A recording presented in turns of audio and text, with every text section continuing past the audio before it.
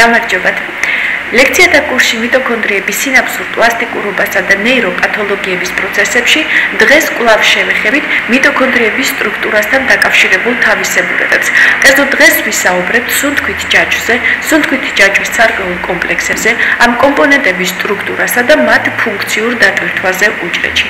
მაგრამ სანამ უშუალოდ სუნთქვითი ჯაჭვის ცალკეულ კომპლექსებზე გადავიდოდეთ, ზოგადად განვიხილოთ, რას წარმოადგენს სუნთქვითი ჯაჭვი და რა მნიშვნელობა აქვს მას უჯრედისათვის.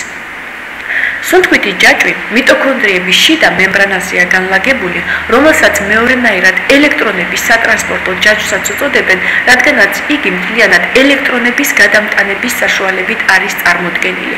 სუნთქვით ჯაჭვში განუწყვეტლივ ხდება ელექტრონების გადაცემა შედარებით უფრო მაღალენერგეტიკული ნაერთებიდან დაბალენერგეტიკული ნაერთების მიმართულებით, ანუ ასეთ მაღალენერგეტიკულ ნაერთებს განეკუთვნება ნათხაში და ფათხაშორი, ხოლო დაბალენერგეტიკულ ნაერთებს, რომელზედაც საბოლოოდ ხდება ელექტრონების გადასვლა, მიეკუთვნება ჟანგბადი, რაც იწვევს ეს ელექტრონების გადაცემა საბოლოოდ ენერგიის გამოთავისუფლებას. ეს ენერგია, რომელიც ელექტრონების გადაცემის შედეგად გამოთავისუფლდება, გამოიყენება ADF-ის ფოსფორილირებისათვის პროტონულ კონცენტრაციული ტრანსმემბრანული სხვაობის შექმნის ხარჯზე და საბოლოოდ მიმდინარეობს ATF-ის სინთეზი. ანუ ATF-ის სინთეზის შეუღლებას სწორედ ზემოთ აღნიშნულ ჟანგვით პროცესებთან ჟანგვითი ფოსფორილირება ეწოდება. თუმცა დღეს უშუალოდ ჟანგვით ფოსფორილირებაზე საუბარი არ გვექნება და ATF-ის სინთეზზე შემდეგ ლექციაზე ვისაუბრებთ. დღეს მხოლოდ სუნთქვითი ჯაჭვს და ელექტრონების გადაცემის ამ სქემას განვიხილავთ. ჩვეულებრივ სუნთქვითი ჯაჭვში შეიძლება გამოვყოთ შემდეგი კომპონენტები. ეს არის ელექტრონების დონორები, ანუ ნაერთები, რომელთა საშუალებითაც ხდება ელექტრონების გადასვლა სუნთქვით ჯაჭვზე. მეორე, ეს არის ელექტრონების გადამტანები, ანუ ისეთი კომპონენტები, რომელთა საშუალებითაც სუნთქვითი ჯაჭვის გასწვრივ ხდება ელექტრონების გადაცემა და მემბრანული ცილები, რომლებიც მიტოქონდრიის შიდა მემბრანაზე არის განლაგებული და რომლებიც ყველაზე უფრო მნიშვნელოვან როლს ასრულებენ სუნთქვით ჯაჭვში და წარმოდგენილი არიან სუნთქვითი კომპლექსების სახით. ელექტრონების სატრანსპორტო სქემა ზოგადად შეგვიძლია შემდეგნაირად წარმოვიდგინოთ, სადაც შიდა მემბრანაზე განლაგებული არის სხვადასხვა ცილოვანი კომპონენტები.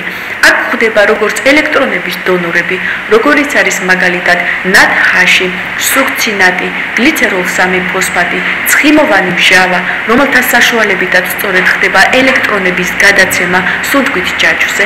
აქ გვხვდება ელექტრონების გადამტანები, როგორიც არის მაგალითად უბიქინონი, ციტოქრომ C, რომელთა საშუალებითაც სუნთქვითი ჯაჭვის ცალკეულ კომპლექსებს შორის ხდება ელექტრონების გადაცემა, ასევე მემბრანული ცილები, რომლებიც კომპლექსების სახით არიან წარმოდგენილი და სუნთქვით ჯაჭვში გვხვდება პირველი, მეორე, მესამე და მეოთხე კომპლექსი.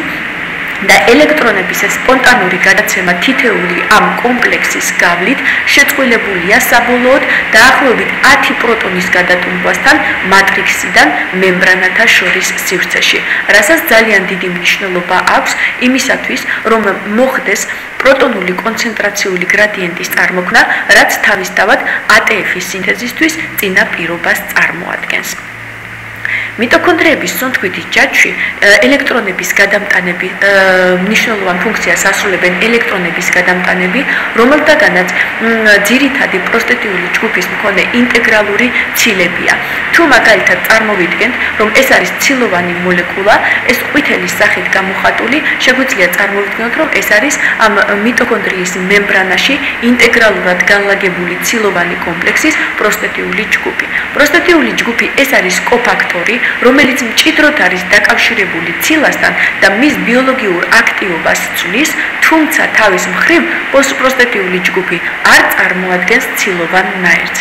ამ ჯგუფს აქვს უნარი, რომ დაიკავშიროს ერთი ან ორი ელექტრონი და ამავდროულად შემდგომ კომპლექსზე გადასცეს ერთი ან ორი ელექტრონი, რაც სწორედ ის ძირითადი თვისებაა, რის გამოც მოცემულ ცილოვან ნაერთებს ელექტრონების გადამტანის ფუნქციას აკისრებს. სუნთქვით ჯაჭვში ელექტრონების გადატანის ძირითადად 3 ტიპი არსებობს. ეს არის ელექტრონების პირდაპირი გადატანა, რომლის დროსაც ხდება მაგალითად 2 ვალენტიანი რკინის 3 ვალენტიან რკინამდე აღდგენა. მეორე, ეს შეიძლება იყოს წყალბადის ატომების სახით გადატანა, რომელიც მაგალითად შემდგომში განვიხილავთ ამას უბიქინონის მაგალითზე. მესამე, ეს არის ჰიდრიდ იონების სახით გადატანა, რაც ხდება ნატრატის შემთხვევაში. თვითონ მიტოქონდრიების სუნთქვით ჯაჭვში ელექტრონების გადამტანი ცილები განლაგებულნი არიან მათი აღმდგენი პოტენციალის ზრდადობის მიხედვით. საერთო ჯამში ასეთი ცილები სუნთქვით ჯაჭვში დაახლოებით 40-მდეა, თუმცა არსებობს მათში ზოგიერთი ის ცილა, რომელიც ყველაზე უფრო მნიშვნელოვანია და ყველაზე უფრო დიდ როლს ასრულებს ელექტრონების გადაცემის პროცესში. ასეთ ნაერთებს მიეკუთვნება უბიქინონი, ანუ კოფერმენტი Q, რკინა-გოგირდოვანი ცილები და ციტოქრომი. განვიხილოთ ეს ცალკეული კომპონენტი ცალ-ცალკე. უბიქინონი, ანუ იგივე კოენზიმ Q, ეს არის ელექტრონების გადამტანებს შორის ყველაზე მარტივი ნაერთი, რომელიც არის ჰიდროფობული ცხიმში ხსნადი ბენზოქინონი. სწორედ ჰიდროფობულობისა და ცხიმში ხსნადობის გამო მას მემბრანის ლიპიდურ შრეში ახასიათებს თავისუფალი დიფუზიის უნარი, რასაც ელექტრონების გადაცემის პროცესში მნიშვნელოვანი როლი ეკისრება. თვითონ უბიქინონს აქვს უნარი, რომ მიერთოს როგორც ერთი, ასევე ორი ელექტრონი. უბიქინონის მიერ ერთი ელექტრონის მიერთების შედეგად ხდება ამ დაჟანგული ფორმიდან სემიქინონის რადიკალის წარმოქმნა, ხოლო შემდგომში სემიქინონის რადიკალზე კვლავ კიდევ ერთი წყალბადის პროტონის დაკავშირების და ერთი ელექტრონის მიერთების შედეგად ხდება უბიქინოლის, ანუ მთლიანად აღდგენილი ფორმის წარმოქმნას. ანუ თუ უბიქინონზე მოხდება ერთი ელექტრონის დაკავშირება, მაშინ იგი თავისუფალ რადიკალად, ანუ სემიქინონის რადიკალად გარდაიქმნება, ხოლო თუ უბიქინონზე მოხდება ორი ელექტრონის დაკავშირება, მაშინ იგი მთლიანად აღდგენილ ფორმად, ანუ უბიქინლად გარდაიქცევა. ამ თვისების გამო მას აქვს ორი ელექტრონის დონორის და ერთი ელექტრონის აქცეპტორის ერთმანეთთან დაკავშირების უნარი სუნთქვით ჯაჭვში. თუ მაგალითად კვლავის ზოგად სქემას შევეხებით, მაშინ ამ სქემაზე თვალნათლივ ჩანს, რომ უბიქინონის საშუალებით ხდება ელექტრონების გადაცემა პირველ და მეორე კომპლექსიდან მესამე კომპლექსზე. თუმცა ასევე აღსანიშნავია, რომ უბიქინონზე ელექტრონების გადაცემა პირველი და მეორე კომპლექსის გარდა ხდება სხვა სტრუქტურული ნაერთების საშუალებითაც, რომელსაც მოგვიანებით შევეხებით კიდევაც. და უბიქინონის საშუალებით ერთჯერ ერთი ელექტრონის გადაცემას აქვს ადგილი. შემდგომი ნაერთები, რომლებიც ამ პროცესში არის ასევე ჩართული, ეს არის რკინა-გოგირდოვანი ცილები, რომლებშიც რკინის ჯგუფი ასოცირებულია არაორგანული გოგირდის ატომებთან, ანუ ცილის ცისტეინის ნაშთების გოგირდის ატომებთან და ამ გზით არის ეს ცილა რკინა-გოგირდოვანი უბნები დაკავშირებული ცილოვან მოლეკულასთან. ასეთ ცილებში ორი რკინის ატომი ყოველთვის დაკავშირებულია ორი გოგირდის ატომთან, რომლებიც შემდგომ თავის მხრივ ცისტეინის ნაშთის გოგირდის ატომებთან ერთად ქმნიან რკინა-გოგირდის ცენტრს მთლიანად ცილის მოლეკულაში. მაგრამ იმ შემთხვევაში, თუ გვაქვს 4 რკინის ატომი, მაშინ იგი აუცილებლად დაკავშირებული იქნება 4 გოგირდის ატომთან და ასევე ეს უბანი ცისტეინის ნაშთის გოგირდის ატომებთან ერთად შექმნის რკინა-გოგირდის ცენტრს მთლიანად ცილის მოლეკულაში. ანუ ამ ცენტრის შემადგენლობაში, რკინა-გოგირდოვანი ცენტრის შემადგენლობაში გოგირდისა და რკინის რაოდენობა, ატომების რაოდენობა ყოველთვის ერთმანეთის ტოლია. რკინა-გოგირდოვანი ცილები ერთჯერადად ერთი ელექტრონის გადატანის რეაქციებში მონაწილეობს და ამ დროს მხოლოდ რკინის ატომებს აქვს უნარი, რომ მიერთოს და გასცეს ელექტრონები და შესაბამისად რკინის ატომები იჟანგება და აღდგება. და საბოლოოდ შემდგომი ნაერთი კიდევ, რომელიც ამ ელექტრონების გადაცემის პროცესში იღებს მონაწილეობას, ეს არის ციტოქრომი. ციტოქრომი ეს არის მცირე ზომის მოლეკულა, რომელიც დაახლოებით 104 ამინომჟავისაგან არის წარმოდგენილი და იგი მიტოქონდრიის შიდა მემბრანასთან იონური ურთიერთქმედების ხარჯზეა დაკავშირებული. ციტოქრომის სამი ტიპი გვხვდება, ეს არის A, B და C და მათი დაყოფა ამ ტიპებად ხდება სინათლის შთანთქმის სპექტრის განსხვავებულობის ხარჯზე.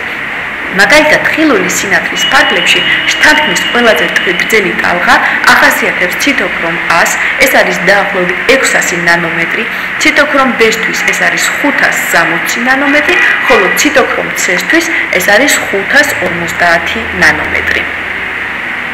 ციტოქრომი თავისთავად მიეკუთვნება ფერად ცილად აბჯრს, მისი მკვეთრი შეფერილობის გამო, რომელიც განპირობებულია ჰემის პროსტატიულ ჯგუფში შემავალი რკინის ატომებით. რადგანაც რკინის ატომი თავისთავად შეფერადებული ნაერთია, ამიტომაც მთლიანად ეს უბანი მოწითალო, ცილა მთლიანად მოწითალო მოყავისფრო შეფერილობას იღებს, სწორედ რკინის ატომების არსებობის გამო მასში. თავისთავად ჰემის ჯგუფი შედგება პორფირინის რგოლისაგან, რომლის ცენტრალურ ნაწილში 4 აზოტის ატომის საშუალებით რკინის ატომები მჭიდროდ არის მასთან დაკავშირებული. და ეს ჰემის ჯგუფი დაკავშირებული არის ცილოვან მოლეკულასთან და მთლიანობაში ქმნის ამ ციტოქრომის მოლეკულას. ციტოქრომები ერთმანეთისაგან, როგორც თქვით, განსხვავებულია, სურათზე წარმოდგენილი არის ციტოქრომის ჰემის ჯგუფები და სწორედ ეს მათ შორის განსხვავება, ამ ჰემის ჯგუფის შორის განსხვავებებით არის განპირობებული. აქ გვხვდება A ტიპის ციტოქრომების ჰემის ჯგუფი, B ტიპისა და C ტიპის ციტოქრომების ჰემის ჯგუფია წარმოდგენილი.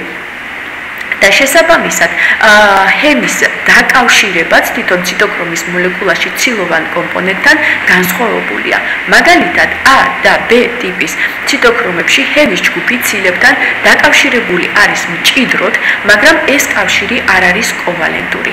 თუმცა ციტოქრომ C-ის შემთხვევაში ჰემის ჯგუფი უკვე კოვალენტურად არის დაკავშირებული ცილის ცისტეინის ამინომჟავურ ნაშთთან. რკინის ატომის აღმდგენი პოტენციალი დიდად არის დამოკიდებული მის კავშირზე ცილოვანი ნაწილის ამინომჟავების გვერდით ჯაჭვებთან. ამიტომაც ამ თვისების გამო ციტოქრომები მკვეთრად განსხვავდებიან ერთმანეთისაგან. ციტოქრომი A, B და C ზოგიერთი წარმომადგენელი, როგორიც არის ციტოქრომ C პირველი, ინტეგრალურ მემბრანულ ცილებს მიეკუთვნება, ხოლო მიტოქონდრიალურ ციტოქრომი C კი იგი არის ხსნადი ცილა და ელექტროსტატიკური ურთიერთქმედების ხარჯზე უკავშირდება მიტოქონდრიების შიდა მემბრანას გარეთა ზედაპირზე. ზოგადად ისევე კვლავ ზოგად სქემას რომ დაუკვირდეთ, განათლივ ჩანს, რომ ციტოქრომზე ელექტრონების გადაცემა ხდება მესამე კომპლექსიდან და მისი საშუალებით ელექტრონები მეოთხე კომპლექსს გადაეცემა. ამ შემთხვევაშიც ერთ ჯერზე ერთი ელექტრონის გადაცემას აქვს ადგილი სუნთქვით ჯაჭვში. სუნთქვით ჯაჭვში ეს კომპონენტები სპეციალური თანმიმდევრობით არის განლაგებული, ისე რომ თითოეული კომპონენტს წინა კომპონენტისგან ელექტრონების მიღების და მის შემდგომ წევრისათვის გადაცემის უნარი აქვს. ამას განაპირობებს მათი სტანდარტული აღმდგენითი პოტენციალის გაზრდა. თავისთავად სტანდარტული აღმდგენითი პოტენციალი ეს არის რაოდენობრივი ანალიზი იმისა, თუ რამდენად ადვილად იკავშირებს ნაერთი ელექტრონებს. რაც უფრო დადებითია სტანდარტული აღმდგენითი პოტენციალი, მით უფრო ადვილად ხდება ნაერთის მიერ ელექტრონების დაკავშირება და პირიქით. რაც უფრო უარყოფითია სტანდარტული აღმდგენითი პოტენციალი, მით უფრო ადვილად გასცემს ამ შემთხვევაში ნაერთი ელექტრონებს.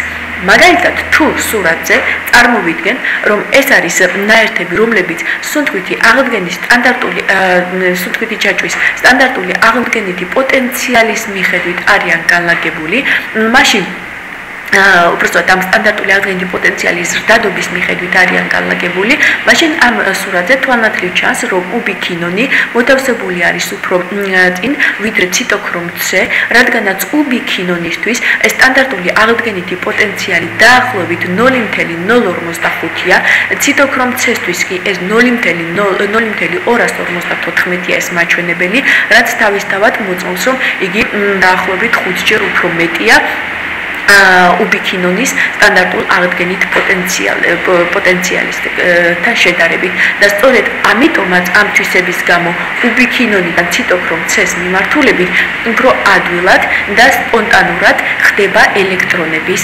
გადაცემა.